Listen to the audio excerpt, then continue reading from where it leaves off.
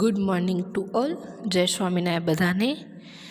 આજે આપણે TYBA CEEC 619 જાહેર અર્થવિધાનના યુનિટ 1ના એક ટૉપિકની ચર્ચામાં પહોંચ્યા હતા, જેનું નામ હતું બજારના અર્થતંત્રની નિષ્ફળતાના કારણોની સમજૂતી.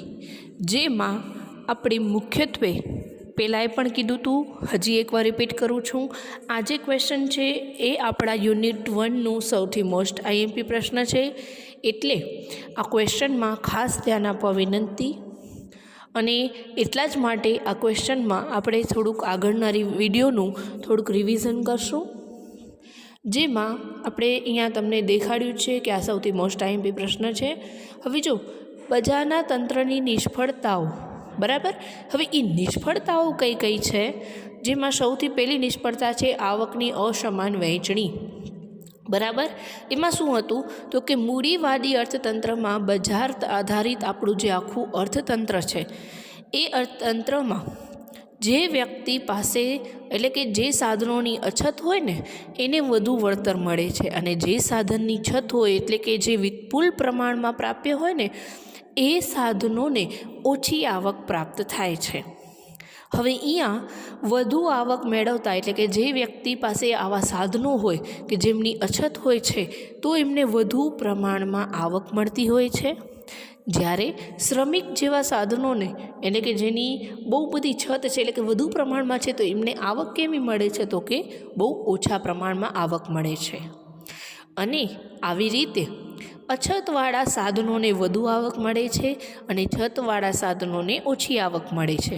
બીજી બાજુ જ્યારે જે વસ્તુ બજારમાં એટલે કે બજારમાં વસ્તુઓનું જો ઉત્પાદન કરવામાં આવે છે, એ વસ્તુના ઉત્પાદનમાં પણ વિવિધ પ્રકારની અસમાનતા છે. ધનિકોને જે વસ્તુની માંગ કરે છે એ જ વસ્તુની વૈભવ વિલાસની અને ભોગ વિલાસની જે પણ વસ્તુઓ છે એનું જ માત્ર ઉત્પાદન બજારમાં કરવામાં આવે છે. જ્યારે ગરીબ વર્ગ ખોરાક, રહેઠાણ અને કપડાની જે માંગ કરતો હોય છે ને એને આપણા બજાર આધારિત અર્થતંત્રમાં વધુ પડતો મહત્ત્વ આપવામાં આવતું નથી.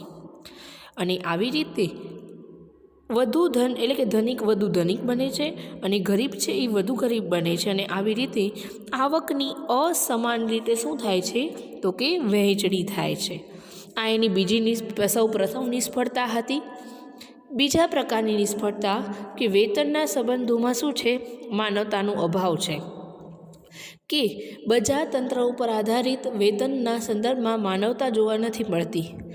એટલે કે માલિકો મજૂરોને ઓછું વેતન આપવાનું કરે છે. માંગ અને પુરવઠાના આધારે બજારમાં જે પણ શ્રમિકોનો વેતનો નક્કી થાય છે, એમાં માનવતાનો અભાવ જોવા મળતા હોય છે.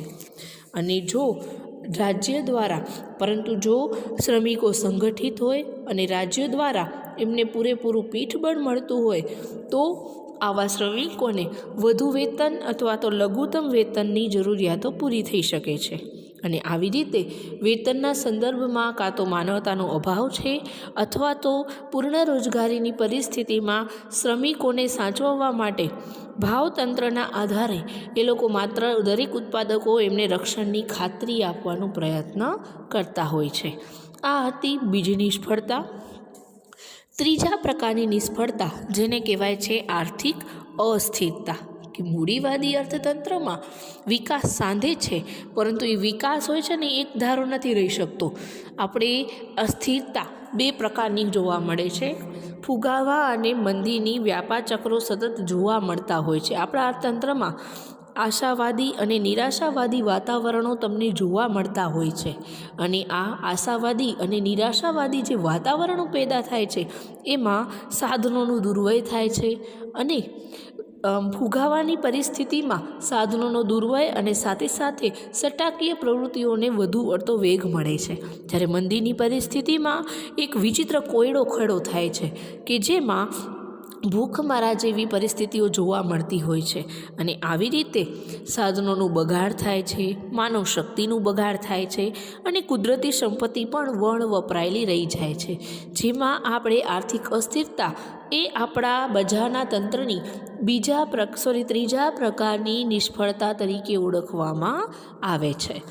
એના પછીની ચોથી નિષ્ફળતા છે બિનકાર્યદક્ષતા. બરાબર, કે બિનકાર્યદક્ષતા એટલે શું? તો કે અર્થતંત્રમાં મહત્તમ કલ્યાણ સાધી શકાય તો સાધનોનો કાર્યક્ષમ ઉપયોગ થાય છે તેમ કહી શકાય, પરંતુ મુક્ત અર્થવ્યવસ્થામાં ઉત્પાદકો મહત્તમ નફો હોય છે અને તેથી ગરીબોને જીવન જરૂરિયાતની વસ્તુઓના ઉત્પાદન કરવામાં એમને કોઈ પણ જાતનો રસ હોતો નથી. અને એમના જે નિર્ણયો હોય છે એ બધા નિર્ણયો કેવા હોય છે? ટૂંકા ગાળાના હોય છે. એટલે કે જે ઉત્પાદન કરવામાં આવે છે, આવક, મૂડીરોકાણ અને બચતને લગતા જે નિર્ણયો થાય છે એ બધા જ નિર્ણયો કેવા હોય છે? તો કે ટૂંકા ગાળાના હોય છે. અને આવી રીતે દાખલા તરીકે જો સાધનોને મોટા પાયા ઉપર ખસેડવા હોય તો બજાર તંત્ર તે કાર્ય ઘણી ધીમી ગતિએ કરશે.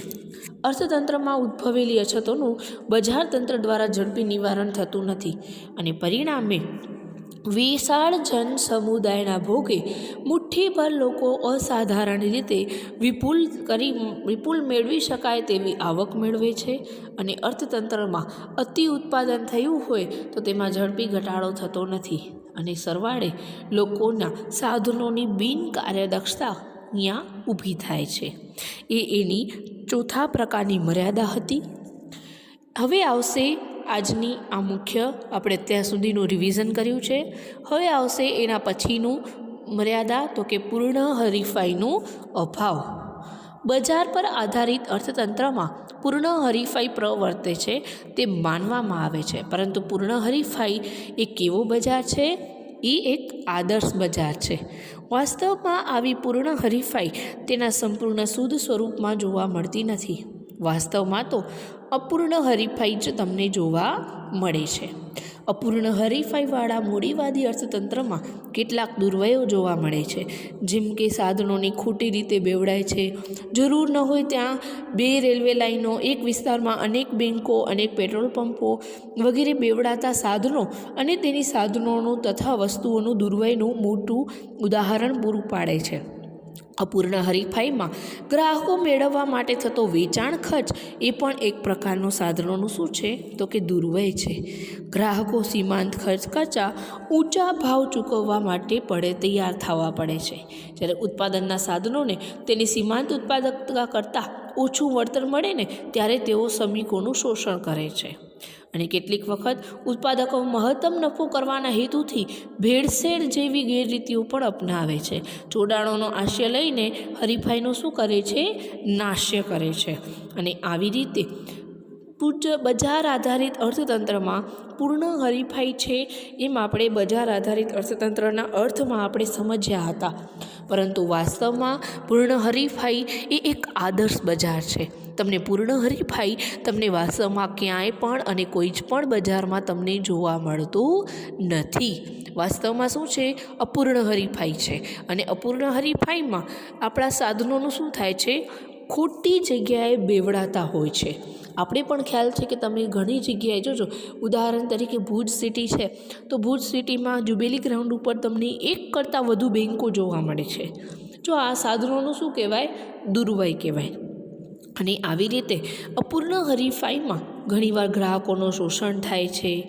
ઘણીવાર એમને વધુને વધુ નફો પ્રાપ્ત કરવા માટે ભેળસેળનો ઉપયોગ કરે છે, ગેરરીતિઓનો ઉપયોગ કરે છે અને ઘણીવાર પોતાના જ હરીફાઈને નાશ કરવા માટે દરેક કંપનીઓ અંદરોઅંદર જોડાણનો ઉપયોગ કરે છે.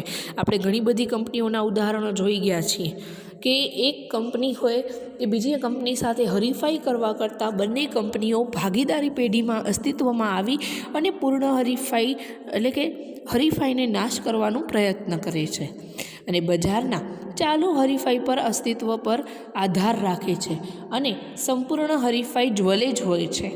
બજાર તંત્રમાં સ્વયં એવું કોઈ જ નથી કે જેનાથી હરીફાઈ સ્થપાય અથવા તો જળવાય.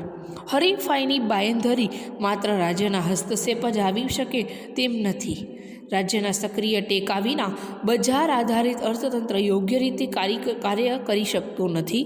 તેમ પ્રોફેસર લર્નર બજાર પર આધારિત અર્થતંત્રમાં બિન આયોજિત અર્થતંત્ર એટલે કે ડ્રાઈવર વિનાના કાર સાથે સરખાવે છે, જેમાં ઘણા મુસાફરો તેના સ્ટીરિંગના વણાપ આપવા માટે એક સાથે ઘસી આવતા હોય છે.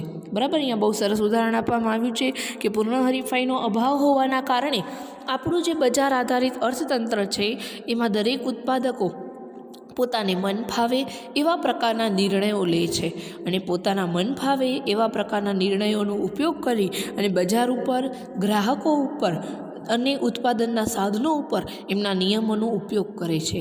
અને એટલા જ માટે અત્યારે પૂર્ણ હરીફાઈનો અભાવ છે ને, ત્યારે આવા અપૂર્ણ હરીફાઈવાળી પરિસ્થિતિમાં આપણા પ્રોફેસર લર્નર આ પૂર્ણ હરીફાઈને બજારમાં ડ્રાઈવર વિનાની ગાડી સાથે શું કરે છે, એને સરખાવવાનો પ્રયત્ન કરે છે. હવે આવશે એના પછીની મર્યાદા, જેમાં આવશે બાહ્ય અસરો, કે બજારમાં ગ્રાહક નાણું ચૂકવીને ઉત્પાદક કે વિક્રેતા પાસેથી વસ્તુ કે સેવા ખરીદે છે અને આ સાથે આ વ્યવહાર પૂરું થાય છે. પણ ઘણીવાર આ વિનિમયની અસર બહારના એવો લોકો પર પડે છે કે જેમને આ વ્યવહાર સાથે કોઈ સંબંધ નથી અને તેમને અસર સ્વીકારવી પણ પડે છે. અને આવી અસરોને બાહ્ય અસરો કહે છે. આની વ્યાખ્યા ખાસ પાકી કરી લેજો કે વ્યવહાર થતા હોય, બે વ્યક્તિઓ સાથે થતા હોય, પરંતુ એ વ્યવહારના કારણે જે ત્રીજી વ્યક્તિને અસર થાય છે, જેને આ વ્યવહાર સાથે કોઈ લેવા દેવા નથી, પરંતુ એને અસરનો ભોગ બનવો પડતો હોય છે. દાખલા તરીકે કાપડની મિલમાં ચમનીમાંથી જે ધુમાડો નીકળે છે તેની અસર આસપાસના રહેવાસીઓ પર પડે છે, તેમનું સ્વાસ્થ્ય બગડે છે, પણ ઉત્પાદન ખર્ચની આ અસરને ગણતરીમાં કરવામાં આવતી નથી. કેટલીકવાર આ બાહ્ય અસર સકારાત્મક પણ હોઈ શકે. દાખલા તરીકે વ્યક્તિ શિક્ષણ પ્રાપ્ત કરે તો તેનાથી એને પોતાને જે લાભ થાય છે તે તો છે જ, ઉપરાંત સમાજને પણ લાભ થાય છે. પરંતુ અહીં પણ શિક્ષણના મૂલ્યાંકનની આ બાહ્ય અસરને ગણતરી કરવામાં આવતી નથી. ટૂંકમાં જે બે વ્યક્તિઓ વચ્ચે જે વ્યવહારો થાય છે એમાં ત્રીજા વ્યક્તિ સાથે કોઈ લેવા દેવા નથી, પરંતુ એને અસરનું એને ભોગ બનવો પડે છે, જે અસર સકારાત્મક પણ હોઈ શકે અને નકારાત્મક પણ હોઈ શકે. નકારાત્મક બાહ્ય અસરો હોય ને ત્યાં ઉત્પાદન કાર્યક્ષમતાની દ્રષ્ટિએ જેટલું હોવું જોઈએ એનાથી વધુ હોય છે. સકારાત્મક બાહ્ય અસર હોય ત્યાં ઉત્પાદન કાર્યક્ષમતાની દ્રષ્ટિએ જેટલું હોવું જોઈએ એના કરતાં ઓછું થતું હોય છે.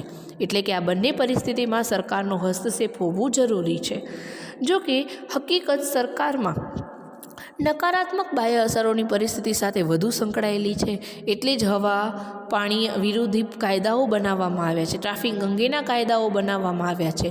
અલબત્ત સકારાત્મક અસરો અંગે પણ સરકાર સક્રિયતા દાખવે છે અને એટલા જ માટે શિક્ષણનું પ્રસાર અને કાયદા અને પગલાં, વન સંરક્ષણ અને વન સંવર્ધન જેવા પગલાંઓ પણ સરકાર લેતી હોય છે. એના પછીની સૌથી છેલ્લી મર્યાદા છે અને છેલ્લી નિષ્ફળતા છે કે સામૂહિક જરૂરિયાતોની વસ્તુઓ, કે ખરેખર સકારાત્મક બાહ્ય અસરની તીવ્રતમ કક્ષાનું ઉદાહરણ છે. આ એક એવી વસ્તુ છે કે જેનો લાભ એવી વ્યક્તિઓ સામૂહિક સ્વરૂપે લે છે અને એ કોઈ એક લાભાર્થી પાસેથી વ્યક્તિગત રીતે એની કિંમત લઈ શકતો નથી અને એને લાભ લેવામાં બાકાત પણ રાખી શકાતું નથી. દાખલા તરીકે સંરક્ષણ, સમાજનું સાર્વભૌમત્વ, સ્વાતંત્ર્યતાની સુરક્ષા માટે આ સેવા અત્યંત આવશ્યક છે. પણ આ સેવા ભાવતંત્ર દ્વારા કદી પૂરી પાડી શકાતી નથી. સરકાર જ આ સેવાની જોગવાઈ કરવી પડે છે. સંરક્ષણ સેવાને લીધે સમાજના બધા નાગરિકોના જાનમાલ અને સ્વાતંત્ર્યનું રક્ષણ થાય છે, પણ ન તો તેમની પાસેથી વ્યક્તિગત પ્રકારનો ખર્ચ વસૂલ કરવામાં આવતો નથી અને એના લાભથી એને વંચિત પણ રાખી શકાતું નથી. સરકાર સંરક્ષણ સેવાનો ખર્ચ વસૂલ કરવા માટે લોકો ઉપર કરવેરા નાખે છે. જોકે સરકાર લાભના પ્રમાણમાં કરબોજની વહેંચણી કરી શકતી નથી. ઘણા નાગરિકો કરવેરા ભરતા પણ નથી, છતાં સંરક્ષણ સેવાનો લાભ મેળવતા હોય છે. જો સૌથી છેલ્લી મર્યાદા એ છે કે સામૂહિક જરૂરિયાતની વસ્તુઓ જે તમને બજાર તંત્ર દ્વારા પૂરી પાડવામાં આવતી નથી. આ બધી જ જરૂરિયાતો માત્ર ને માત્ર સરકાર તરફથી જ પૂરી પાડવામાં આવે છે અને સરકાર તમારા પાસેથી કોઈપણ જાતના ખર્ચ વસૂલ કરતી નથી. વેરા વસૂલ કરે છે, પરંતુ ઘણા બધા લોકો વેરા ભરતા ન હોવાના કારણે આ જરૂરિયાતનો પણ લાભો લેતા હોય છે. અને આવી રીતે બજાર તંત્રની તમને વિવિધ પ્રકારની નિષ્ફળતાઓ સામે આવી છે, બરાબર, કે જેમાં પૂર્ણ હરીફાઈનો અભાવ હોય છે, બરાબર. સાથે સાથે લોકોની બાહ્ય અસરોનો ભોગ બનવો પડતો હોય છે. બાહ્ય અસરોની સાથે સાથે પૂર્ણ હરીફાઈનો અભાવ, બિનકાર્યદક્ષતા, આર્થિક અસ્થિરતા અને આવકની અસમાન વહેંચણી અને વેતન સંબંધોમાં માનવતાનું તમને અભાવ જોવા મળતું હોય છે. આ હતા બજારના ઉપસાર તરીકે એટલું કહી શકાય કે આ હતા બજારના વિવિધ પ્રકારની નિષ્ફળતાઓ. અને આ પ્રકારની જેટલી પણ આપણા બજાર તંત્રની નિષ્ફળતાઓ છે એને ડામવા માટે સરકારનો હસ્તક્ષેપ, સરકારની જરૂરિયાત હોવી જરૂરી છે. જો સરકારનો હસ્તક્ષેપ નહીં હોય, નિયંત્રણ નહીં હોય, તો લાંબા ગાળે વિવિધ પ્રકારના આર્થિક સમસ્યાઓ ઉદ્ભવશે. એ ન ઉદ્ભવે એટલા માટે સરકારનો હસ્તક્ષેપ હોવું જરૂરી છે. અને એટલા જ માટે આના પછીના વિડીયોમાં, આના પછીના લેક્ચરમાં આપણે સરકારની ભૂમિકા વિશેની સમજૂતી પ્રાપ્ત કરશું. જય સ્વામિનારાયણ.